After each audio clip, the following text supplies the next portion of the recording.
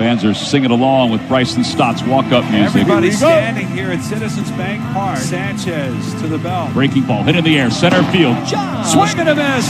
He struck him out. And Christopher Sanchez, for the first time in the big leagues, has thrown a complete game shutout.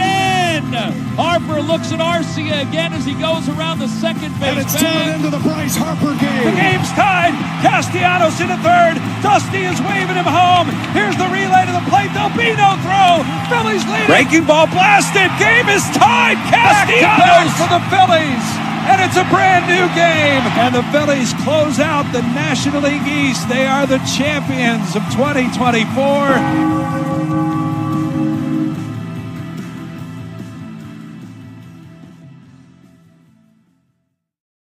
Man, I absolutely love that intro. I really do. That is, that's so good.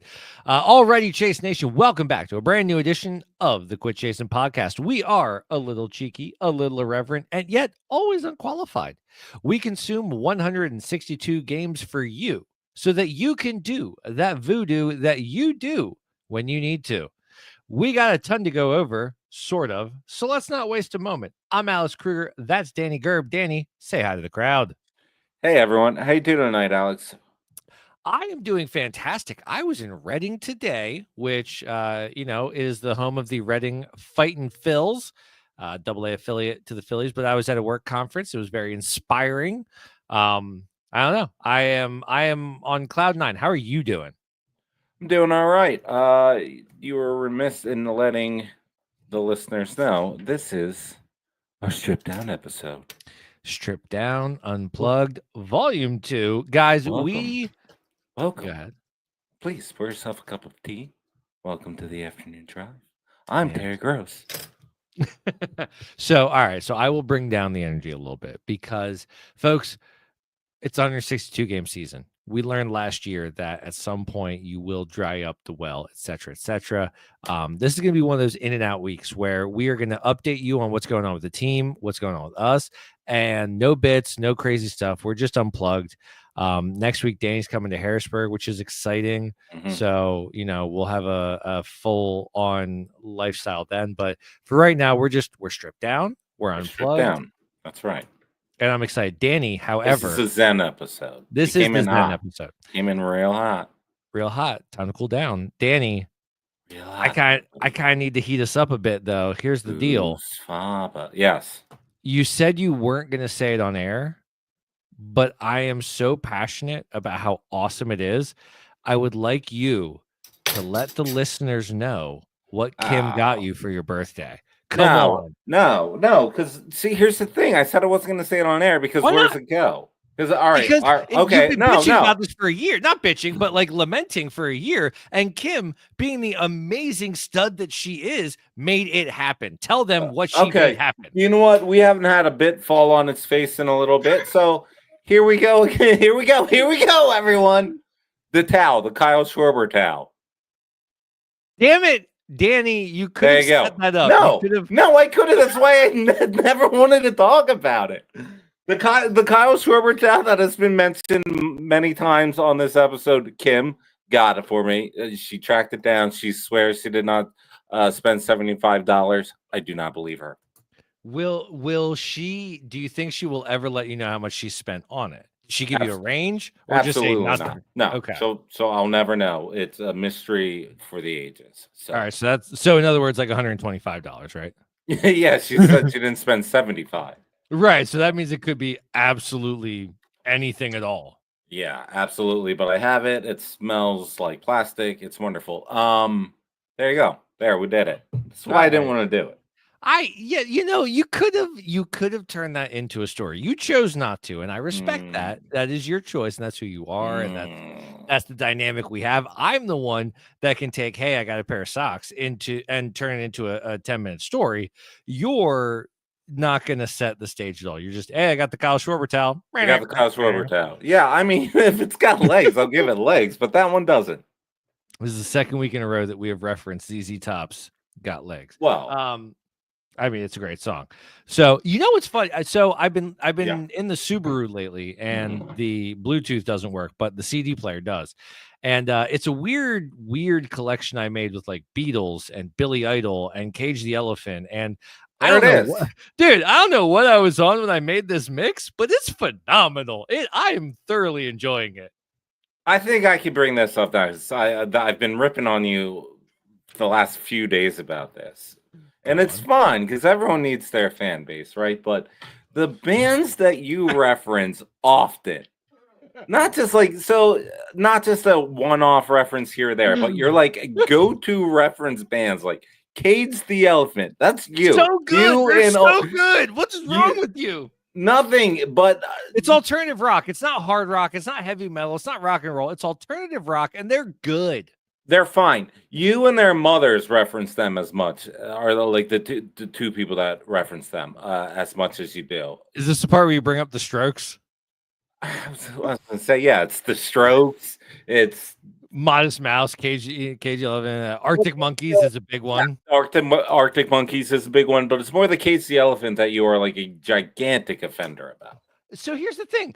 Cage the Elephant is literally just the American version of the Arctic Monkeys. Except didn't they move to London and then start like ripping off the whole British invasion sound? I don't know. I'm well, not they that did. I can tell you they did. Sure. Okay. I'm not that invested. All I'm saying is up until Neon Pill is not a great album, but up until Social Cues, Cage the Elephant knows what's up. And your dismissal of them breaks my heart. It's not a dismissal. It's more of a wonderment of how often you go to the Cage the Elephant well. Easily once a week, without a doubt. I am putting on some level of Cage the Elephant once a week, and that's conscious. That's not just showing up on a random algorithm playlist that I do, which I do often. But no, I am consciously putting on Cage the Elephant at least once a week. Yes, and you reference them at least once every Thursday night for our Friday night drop. That's so true. Our Friday day drops. Friday day drops. Yeah, sure. Friday day drops. So we are doing a stripped down episode for all our listeners this afternoon. Because if you're in the know, our idea for this week just fell on its face. Don't worry, we're still gonna do it. Don't worry. We have high concept, and there are some times when our concept and our understanding of how long it's going to take to pull it off aren't on the same page. Like you'll notice the Franken show ended up with 8 hosts because I asked 4 people to host, and then they didn't get back to me. So I asked 4 more, and then all 8 of them said, yes, I'm in. So that's how we ended up with 8 hosts that day. So, life without a producer, it's really up to the 2 of us, and these things do happen. So get off our back.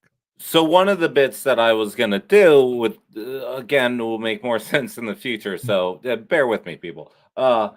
Is the one they do violation. Hey, can I get a ruling on a violation? But then I remembered we did this with the baseball not too long ago, and what we're calling it like under review or something. Yes, under review. I have again through my baseball travels have another under review for you. Okay, so to remind fans, the last time we had an under review, Danny and Kim were in Florida, and they found a ball outside of a minor league stadium, and it was under review. Was the ball part of a minor league or major league or practice game, etc.? So what do you got for us this week, Danny? Fair or under review? Fair or foul? Oh, that's 2 different games, but continue. Well, it's under review. We're looking to see if the ball is fair or if it's foul. Under review, fair or foul.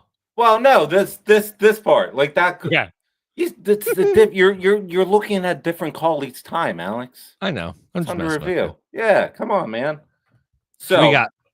I went to Nationals Park. The Nationals v Mets. Stinking Mets fans. Let me tell you. Which game was it? Was it the crazy blowout game? Okay. No, it was the Saturday one with the okay. That's not a bad one to go triple to. Play that wasn't a triple play. So in the stadium, did it feel like a triple play? Yes, even though it was jam-packed with Mets fans. Really? So they took over Nationals Park. Yeah, they took over Nationals Park. And if it was the Nationals fan beside me, if it wasn't for him, like there was no juice in that building for that. But yeah, it was that. Tough. It was that game. So, anyways, it was a hat giveaway. So what we did, we drove down. We wanted to see pandas, the pandas at the zoo. For sure. There's 4 of them left, and DC has 2 of them. So we wanted to see half the pandas. Well, real quick, just to interrupt you, the girl asked me to go down to DC soon. That's a great day. Go to the zoo, go to the game. Oh my God, that's a great idea. Continue. That's what we did. So we drove to the zoo first. It was a weekend. So I found a parking spot that wasn't 3 hours parking because it was Saturday. So I was like, you know what? I'm just going to stay here. Let's go see these pandas. We'll hop on the green line. We'll go to the stadium, watch the game, come back here, get the car, bingo, banger, we're done, right? Uh-huh. Oh, no. I wanted to wear a hat. I left it in the car. At this point, I was like, hey, we got to get to the game. On the way to the Metro, I'm like, it's hat giveaway. All right. That would do. And then I'm like, wait, I can't wear a Nationals hat, right? And then I was even thinking, I'm not even going to take this stinking Nationals hat because what I'm going to do with it. I'm walking through the gate and they give me one. And here it is. Oh, I like that. It's a nice hat. Here's the nice hat. Here's the brim. The background is messing with it. It's got the Metro lines. It's a hot hat. Notice no sponsor anywhere on this hat. As now, an all black cap. What is the 20? It's navy blue, and that's the thing. It says navy blue too. It says Washington Nationals with a 2005 to 2025. Yes, it's celebrating 20 years, right? That's of the Nats. That's crispy. That is a crispy hat, folks. Honestly, go on to the YouTube to see this hat. It's really cool, and the under brim is some of the coolest. Because I'm a map guy, so like throwing a map under the brim of a hat. F to the yes. To the yes. So I grab it. I look at Kim and I say, I wanted to wear a hat today. It's in the car. This is a cherry hat. And I made the decision. It's not a Nationals hat. It's a baseball history hat. Fair or foul? Okay. So let me think real quick. Interestingly enough, a Nationals hat is in and of itself a fascinating piece of wear because you could argue that any Nationals player is likely to be a Phillies player in the future. They are one of my favorite farm teams for us. Bryce Harper, Trey Turner, any number of guys. So there's that, but I think that's fair. Here's the thing. Let me ask you this. Are you only keeping Phillies ice cream helmets? No, but that I'm not also donning that. During you were there. Were you supporting the Mets? I was watching the game. Were you supporting the Mets? No. Okay. Were you supporting the Nationals? No. If a gun was to your head and you had to choose which of those two teams you would have supported? There that day in the moment, absolutely the Nats. Go Nats. I would have said go Nats. Go Nationals, So absolutely would have said it. Gun to the head that day. Especially with those cockroach Mets fans all over that building. Absolutely. I hate Mets. We had a common enemy that day. I watched Chase Utley break Miguel Tejada's leg like 14 times today on my drive back from Reading to Harrisburg because I wasn't driving. And I gotta say, I really do want to reinvigorate the Mets rivalry. I think there's so much more juice on that bone than any kind of like Atlanta rivalry. But anyways, that's besides the point. Mm-hmm. I think it's fair. I think, are you a Philly? Okay. I'm not one of those guys that says you can't wear enemy gear just because. Like, I won't wear Atlanta or Mets stuff, but I have no reason to have a crazy grudge against the Nats or the Marlins. So, yeah, whatever. I don't give a shit. No, I hear you there. Here's the thing. When I went to Oakland last year, I got that rally cap Oakland A's hat, which I do wear. But like, man, they're in the American League. They have no friends. They're out on the West Coast. Like, there was a weirdo history between the Phils and the A's that I have no problem donning that shirt on because it's a cool shirt. It also says Oakland A's. It's one of the reasons why I got it. The Nats hat, they are division rivals. They are division rivals, and there isn't a lot you can do with that. But to your point, having that keepsake, that baseball history, interestingly enough, circles back to the question that I posited to both you and Matty P today, which was, would you rather be live and present and catch a walk-off home run ball in the regular season or witness live a no-hitter? You said no-hitter. Matty P said walk-off home run. I have to agree with Matty P over you on this one because of the take-home treasure of owning a walk-off home run ball. A no-no, that's cool and all, and that's a great other piece of history, but like no-nos aren't perfectos, and they're not even cycles. Like there's been a lot of no-hitters in baseball history. I don't know. What do you want to stay with where you landed originally on that? Yes, I do, because a no-no is historic. Here's the thing, they're historic. You talk about it.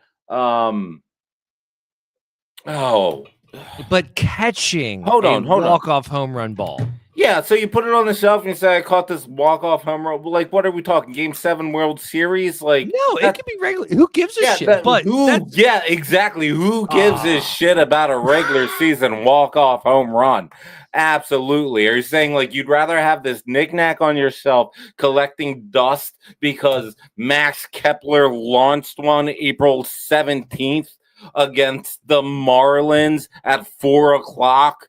Like, cool. Awesome. Or you want to say you were in the building for a no-no. Think about it, man. You go to games, you sit in the stands, it's top of the third. Wheeler gets his first hit of the game. Everyone goes, and everyone in the section around you goes, oh, there it goes. We got to the third. Don't say that about home runs. Get out of here. You got a ball. Good for you. You and Zach Campbell can go be best of friends. So here, I was just about to say, what if the home run ball you caught right in front of Zach Hempel's glove? Like you stole it from him. Oh, well, yeah. Shrine that thing. Dip it in gold. Put that in the hall. Oh my gosh, the things I would do to steal a ball from that guy. Danny, what do you say? Do you think we should get into the week that was? Yeah. Let's do it. All right. Real quick before we get into down. That, look, I disappear. You did. Folks, real quick to take away from the comedy for just a second.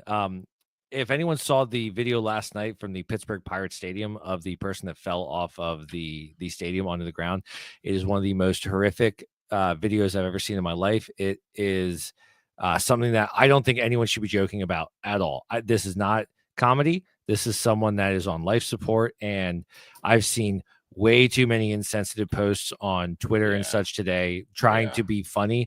This is not the avenue. This is not the lane. There are so many things to be funny about. This is not one of them. So if you have not seen the video, consider yourself lucky. It is haunting. Do not go searching it.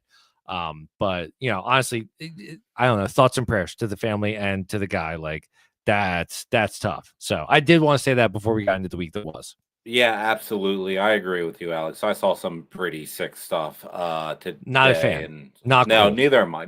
Just because this guy listen, we don't know. There are no facts. There's just conjecture. Pittsburgh PD is treating it as an accident. From the angle we see, we don't know. He knows the people behind him know. We don't know. But it looks like a fan just enjoying the baseball game. Bad accident. Bad accident. And regardless of if alcohol was involved or slipping or whatever the case may be, a dude's in critical condition, and that's not cool. And it's not cool to make jokes about any of that stuff. So he was just living his life, enjoying a baseball game. And yeah, I agree. So couldn't agree more.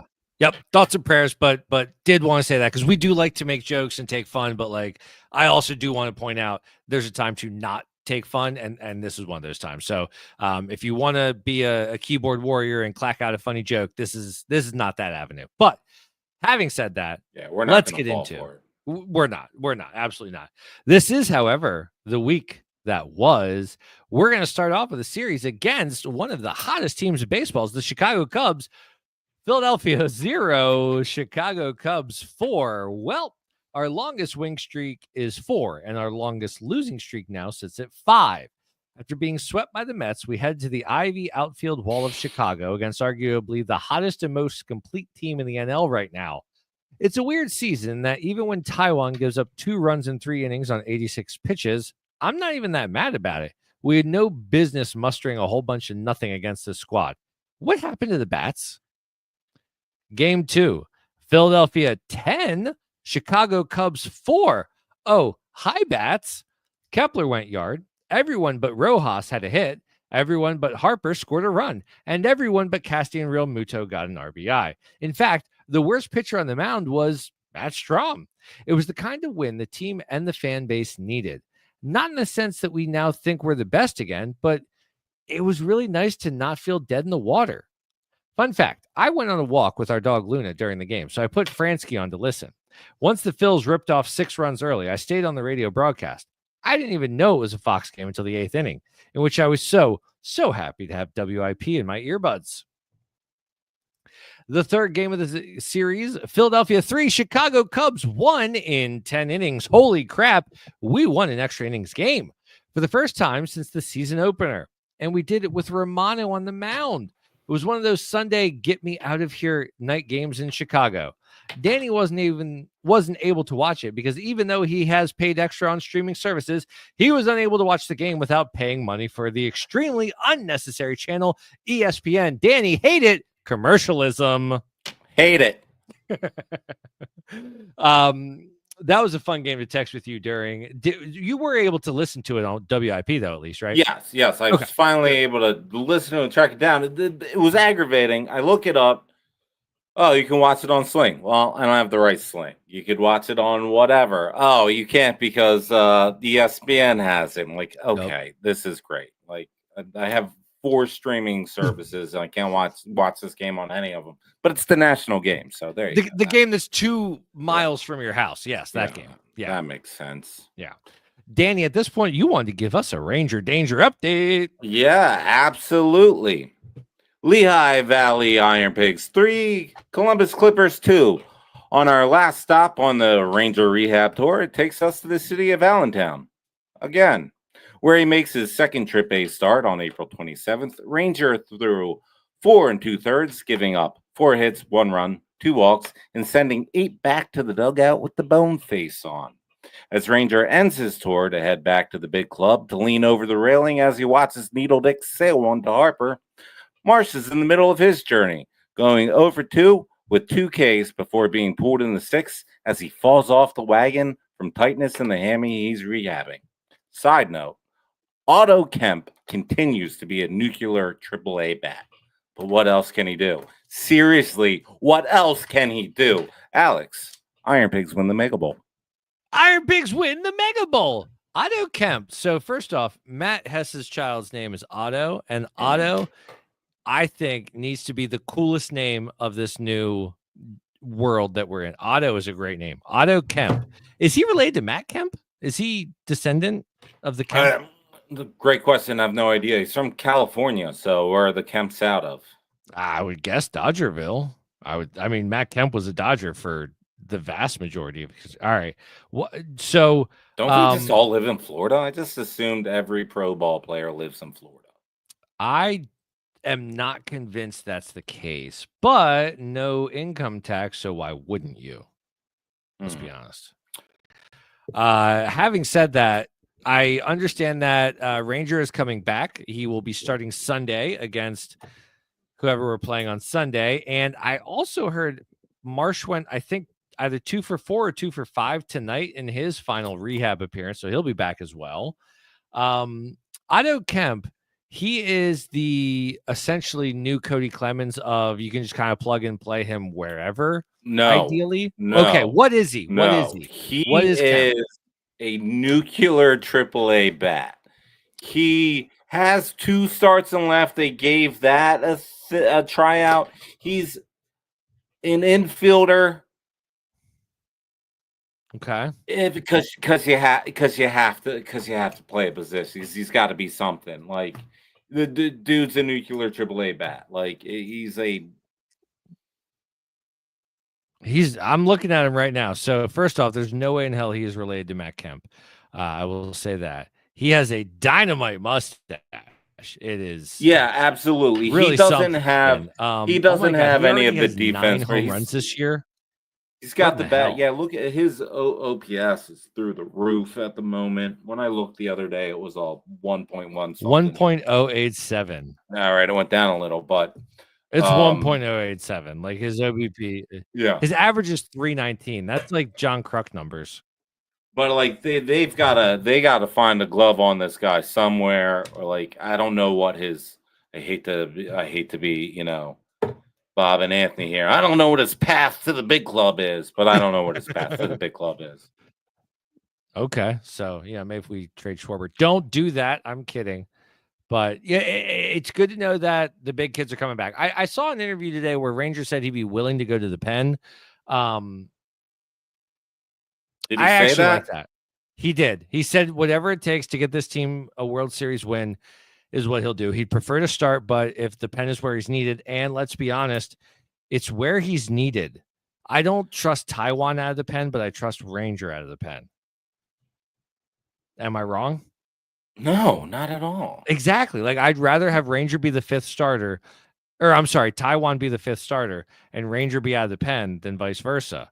And like that sucks because I love Ranger, but I trust him so much to close out a game. So much. Or like to get you through those moments. Yeah, I'm with you. Yeah, we'll find out. There's talk about a 6-man rotation, but you can't do that. You can't. You can't. Not when you have a guy like Zach Wheeler. And that's when our bullpen is in the level of shambles that it is. And when you have guys that between Sanchez and Suarez that could hop into the bullpen and be very effective pieces that are needed, someone's going to have to just suck it up and do what needs to be done to get a ring. And I don't know who that's going to be. I don't know what. Thankfully, it's only May 1st. So we've got time. But I mean, I don't know. They still have that Painter 100-inning plan too. So like, oh God, I forgot about Painter. Yeah, I mean, we'll see what happens.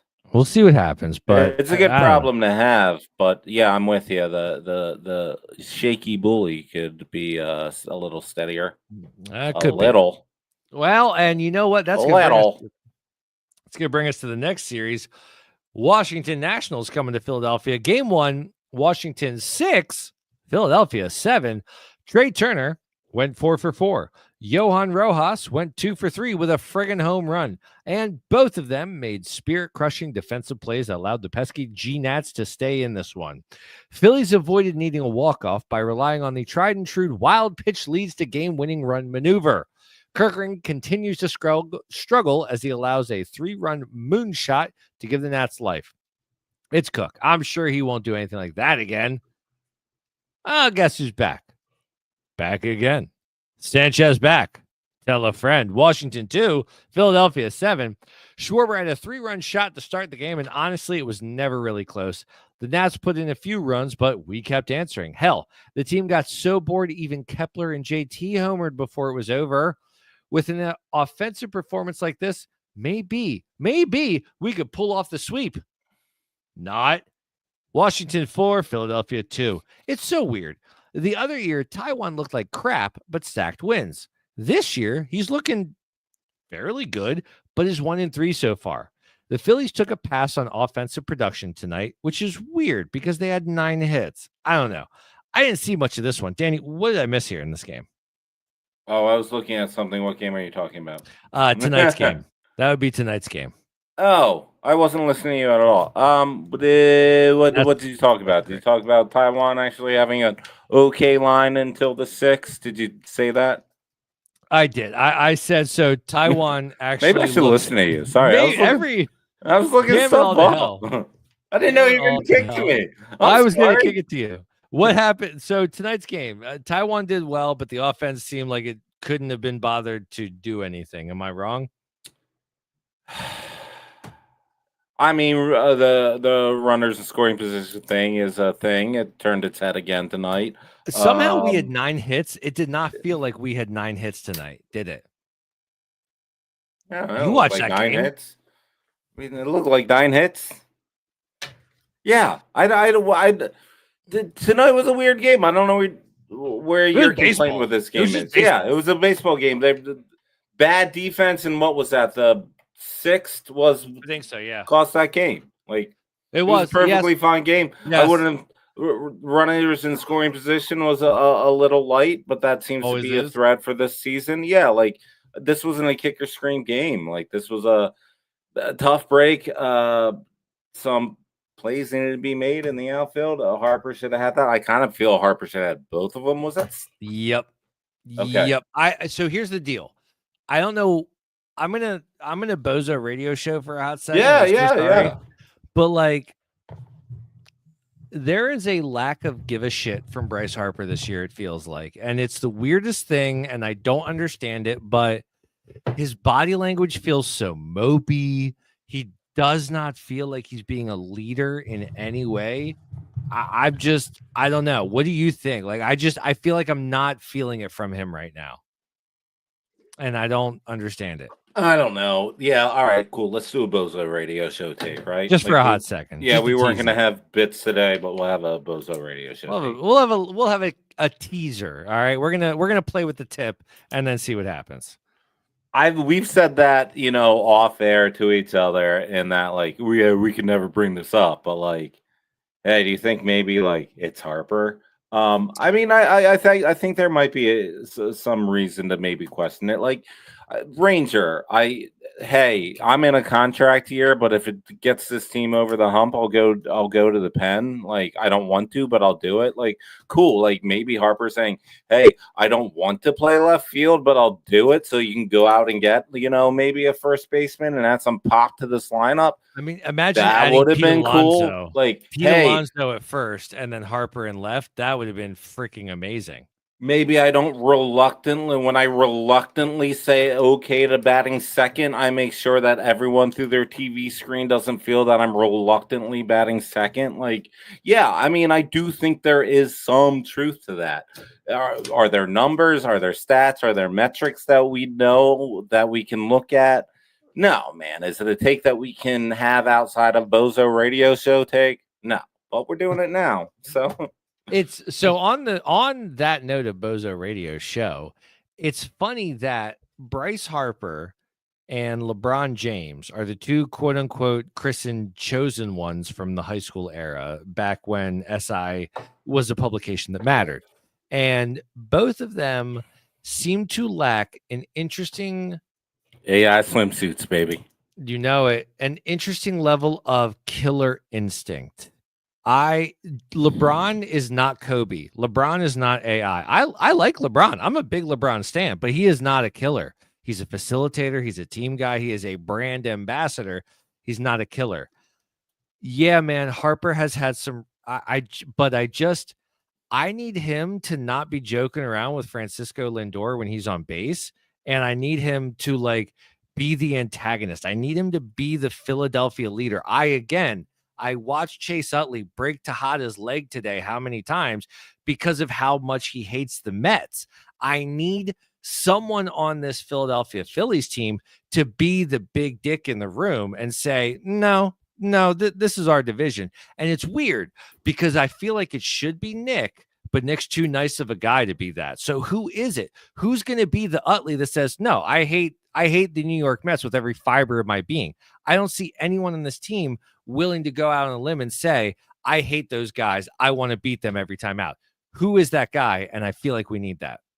I've always wanted it to be Nick too. One of the things when they signed Nick, I was thinking like, oh man, like especially when like that slog before Girardi gets canned. Right before that, like I was like, oh, this is why they got Nick, to do like one of those like slide over the catcher at home plate and start a bench clearing brawl and just get swag it out. Yeah, just get the team on a hot streak from there. Like because he came out and he made a gesture and he got both of the dugouts up and going. From there on, they go on a hot streak.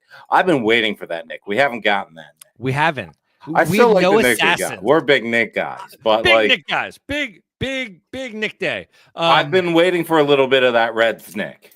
Yes, and here's the thing: we don't have any assassins. We don't have any thugs. And like you need again, Chutley was that guy, man. Like you don't mess with Chut. Chut is going, and so is Jimmy, and so is Shane. Like there was a level of edge and just like dog that was ready to bite from those guys. We had one. We let him walk. Cody. Well, no. Jeff Hoffman. Hoffman was like, give me a ball. I want to throw your head off. Yeah. FTH, like fuck those hitters. Like I love me. And here's the thing, like he was the dog.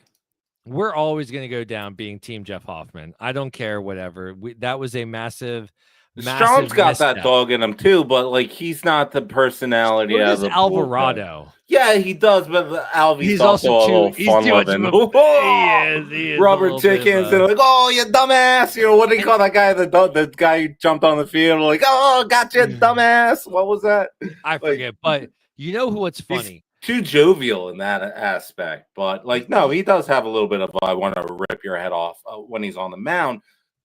I got that feeling from Jeff though in the high leverage situation, in the pen, in the locker room, in the clubhouse. I believe is what Anthony calls it, the clubhouse. They changed their lighting; it has a different feel. I don't know. You know what? When I was listening to Anthony talking about how he was talking to the guy that refills they changed the lighting machine, and they were talking about how they changed the lighting to the 75-watt Edison bulbs. I was like, oh, that's very interesting. I'm so happy he has that access. But here's the thing: they changed the lighting. Taiwan could be that guy. If God, man, if we had primed Taiwan, he would be a rip your head off and spit down your throat kind of guy. He's got that dog in him. He hasn't been able to show it in Philly yet. And like everything he does is to make up for the last 3 years. So no matter what he does, we will never accept him as a big dog. And he knows that. And it's this weird Ouroboros of trying to figure out the cycle of it all. I don't know.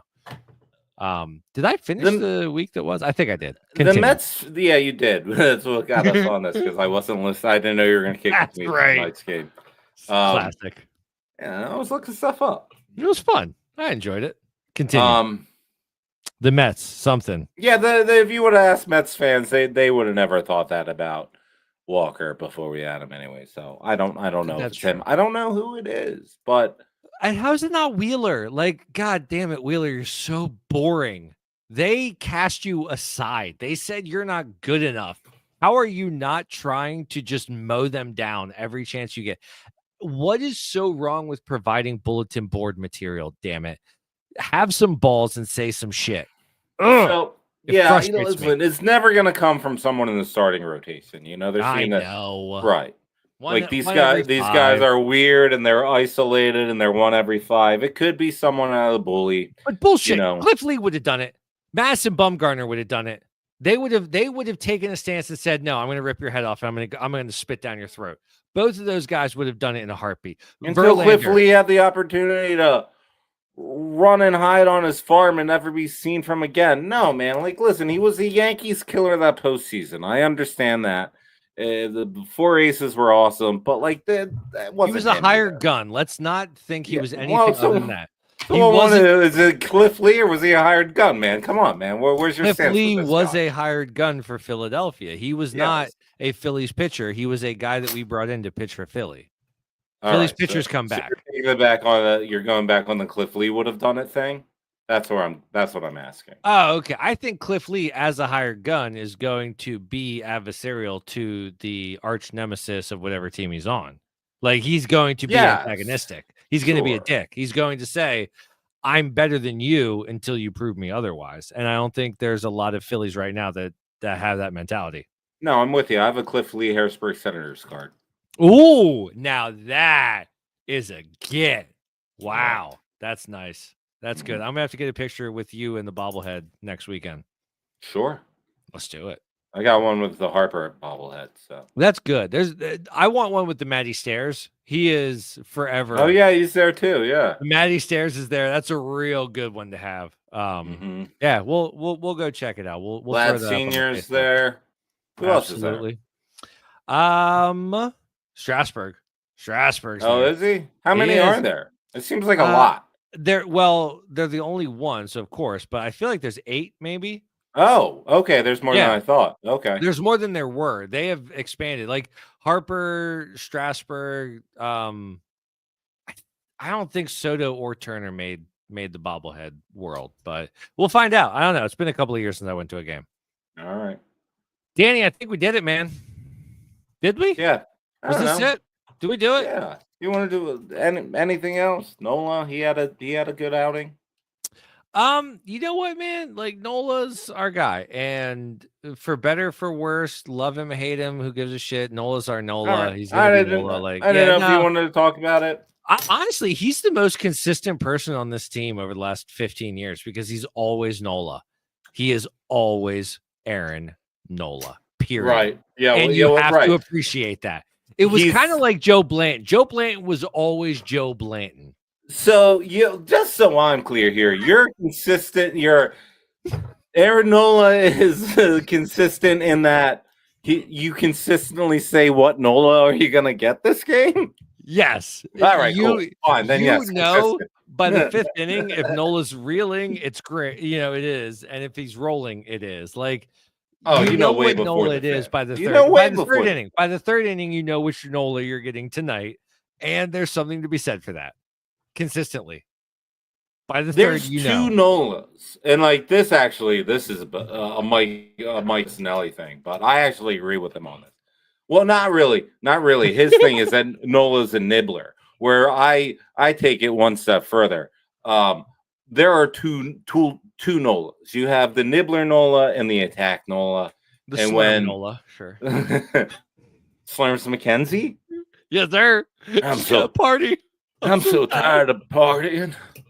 That was me. That's how I live my life. I'm so tired of partying. All right, so you got Slurm and you got Nibbler. You got Oh, hell yes. Yes. Slurm and Nibbler. So right. When he slurms McKenzie, that's a good Nola. That is a good Nola. Yeah. When he's nibbling. When he's Nibbler. No. That's when, Dark Matter's coming out. I don't know how we made that analogy work, but honest to God, I think we did it. Yeah. I don't think we can go anywhere from here. Close this out. Slurms McKenzie, so tired of partying. Hey, everybody. Thank you for listening to our Stripped Down Volume 2. We hope that you have a good rest of your week. We'll do better next week, we promise. Everybody knows. And Ann can't. Shh, I think he's sleeping.